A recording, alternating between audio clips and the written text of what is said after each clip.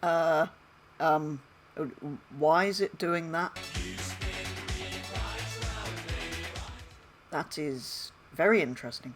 Hello and welcome back to another video today here again on Forza Horizon 5, testing out this week's new Car Pass car, which is the brand new 2021 Golf R.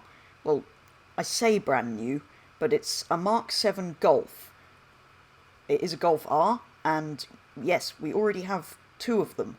We have a 2010 and a 2014. 2010, I wouldn't be too worried if they added this as well as the 10, but the 2014, you might know, is also a Mark 7 Golf. So we've essentially got two Golf Rs of the same generation, which are almost exactly the same, for reasons. And this is in the paid car pass, so as well as the Porsche we got the other week, which we've paid for 3 times now, we're now getting a Golf that we've already had, which is a bit disappointing. It's not even as good as the 2014, because it doesn't have a sunroof. But anyway, a few figures about the car. It has 288 horsepower, which is less than the 2014, that has 296. It weighs 1,479 kilos, which is heavier than the 2014, which is 3 kilos lighter. It's slightly higher PI, so Forza seems to reckon it is a higher performing car, despite being heavier and less powerful, so it'll be interesting to see how it handles compared to the other one. But it's basically the same engine, same all-wheel drive, same car as the 2014, so I'm slightly confused as to why they felt the need to add it. If they had added a Mark 8 GTI or something, fair enough, because it's a different model, but this is basically the same as the 2014. Anyway, shall we see how it handles? So away we go for first drive in the Golf R. I found an almost purple colour, which I'm using, although the green is still my favourite. It is a really nice manufacturer colour, that green. But I'm surprised how many sort of bright colours there are. There's a really bright orange as well. But anyway, that aside, how does it drive? It does feel a little bit sharper when you sort of twitch the steering like that than the 2014, which I've just taken round the festival as a reference lap for when we get there. So I have just driven that. So hopping in this after that is, well, gives us a good benchmark. This does look a bit odd. It's got slightly weirder rear lights, but all in all it's pretty much the same, apart from weird rear lights and no sunroof. Feels like it handles a bit sort of more directly. It sort of goes where you point it a bit more, but yeah, it feels like it has the same sort of power as the other one. It's not a powerful car, but yeah, feels a little bit sharper, so we'll see if that helps when we go around the festival, because I did find the other one understeered very violently. As for the interior, it's a typical VW really. I didn't look at the previous one, but I'm assuming it's basically the same given it's a facelift. It looks like there's carbon fibre bits and some nice stitching. I mean, it's a nice interior, but not probably any different to the previous one, which is my main complaint with this car. It's a good car, it's a Golf, it's going to be a good car, it's not very exciting, and we've already got one. What else can I say? Shall we see what top speed it can hit down the motorway? So I've already seen 160 miles an hour as we get onto the proper downhill bit, which is where we're going to find the, well, slightly cheated top speed, but we're taking them all on the downhill bit. It seems to be 167 is the highest I've seen there. Let's head on over to the festival and see how it compares to the 2014 Golf and, well, everything else we've taken round in terms of lap time. So, if you haven't seen one of these car reviews before, basically I've given the car 5 laps around the festival, and what I'm showing you here is the fastest lap that I've set during those 5 laps. So I have, just before taking this round, taken the 2014 Golf round for 5 laps as well, and it's set a 1:15.909, so that's what we're aiming for. Remember, that is slightly lower PI, but is slightly more powerful and slightly lighter than this. But one thing I did notice immediately driving this is, despite it being lower on power and heavier, it did, apart from that bump on the wall, which surprisingly didn't slow me down all that much, it did handle a lot better than the 2014, which is quite amazing, considering they're basically the same car underneath, and this is less powerful and heavier. So yeah, it did drive really well. I was quite pleased with that. Slightly less understeer, despite hitting the wall. And this was my fastest lap despite hitting the wall, which was quite interesting as well. Nicely through here. But remember, 15.9 at the time of the previous GTI. And the only other car we've taken around in B class is the Subaru STI S209. As we go round the final corner and across the line. So, out of the 35 cars that I've now taken around the festival, this 2021 Golf R slots into 27th place, just ahead of the 2014 Golf R, with a time of 1:15.179, so about 8/10ths faster than the previous generation, well, same generation pre-facelift version of the R, which was more powerful and lighter than this. So they've done something interesting with the handling to make it perform better despite being on paper worse. But yeah, not too bad. I mean, 8/10ths, yeah, it's quite a shaving considering it's basically the same car underneath, so it's not too bad. It's more of a difference than I expected, to be honest, but it's not really enough to warrant adding this as well as the other car.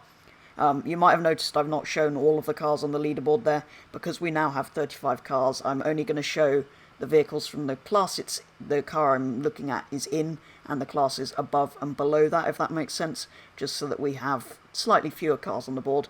If I end up lapping too many, we'll end up just showing the class it's in, but yeah, it's quite interesting to have the A and C class cars as well as B if we're looking at something like this. But anyway, I think now it's time to see what upgrades and customization are available, build it to the top of A class, it'll be, because it's the middle of B already, and see how it does around the festival after that. So let's have a quick look at what engine-y bits and aero and appearance bits are available before I continue building it, because these bits are sometimes, well, they are unique to each car, what is and isn't available here. So we've got a turbo rally and an inline 5? Interesting engine, I've not seen that before as a swap. But yeah, we've got a couple of engines. Generally I won't swap the engine or drivetrain for these sort of first look and festival lap videos, just because I think it's better to keep it with what it's intended to have. You've got your rear-wheel drive swap and 2 engine conversions, one of which I've not seen before. The only car I know of with 5-cylinder engines, well, most commonly is a Volvo, so I'm not sure. Maybe there's a VW with a 5... There obviously are other cars with 5 cylinders. Ooh. What is an R400? That is very interesting, and there's also a Varus kit and a splittery bit. I'll probably end up putting one of these on. Maybe even the VW one. I'm going to see if that's available all round. Yeah, I'm not sure what that VW one is. Or there's the... Wow. Oh, and that you can then tune downforce. I might end up putting the whole Varus kit on. Yeah, because the VW one, I'm not sure that's... You know, I quite like those central exhausts, but this is sort of more... even more aggressive. I might end up going for that. Although no police lights like we had on the... Yeah, because there's not a VW kit for the side. But no light bars like we had on the previous one. Oh, and yeah, if we go Varus, we can do the bonnet as well. So I will put that full kit on and throw some other parts on to get it to the top of A. So after some upgrades, it's now at A class, top of A class, with 408 horsepower, so up quite a bit on standard, and weight down to 1,193 kilos. Did think a little bit of weight reduction was a good idea, given how it handled before. It did feel quite heavy with its all-wheel drive system and everything. I have gone with off-road tyres, not the off-road race, the sort of more ordinary ones, just because I think that's better on PI. But anyway, let's go and find a suitable paint for it and see how it does around the festival. So, same as with the stock version of the vehicle, it's going to get 5 laps around here to see what it can do with its A-Class tune that I've very quickly put on. Again, as always, it's kind of just upgrades without fine-tuning it, so it's a very sort of baseline time, but as are all of the other cars that I've taken round. I've taken round 2 other A-Class built cars, the fastest being the Alpine A110, which had a Suman dirt tune on it, so not my own, so that's not really what we're aiming for here, but that did a 106.3, which is your kind of fastest A-Class time I'm going to get, probably, with a properly tuned car that I haven't built quickly. But we also have the Audi TT from the other week on there with a 107.267. Now, this Golf did feel pretty amazing, actually, with this tune on. It didn't feel too bad. I was quite pleasantly surprised by how good it was, and it does look quite cool, especially that view over the bonnet with the vent there, now that it's got the kit on. So yeah, it's turning out to not be a too bad car in the end. But anyway, round the final corner and across the line, let's see if it's close to the Alpine or not. So the Golf sets a time of 107.1 exactly, putting it in 8th place out of the 13 cars I've taken round, but in the middle of the 2 other A-Class cars I've taken. So it was just over a tenth faster than the Audi TT, which underneath is basically the same car.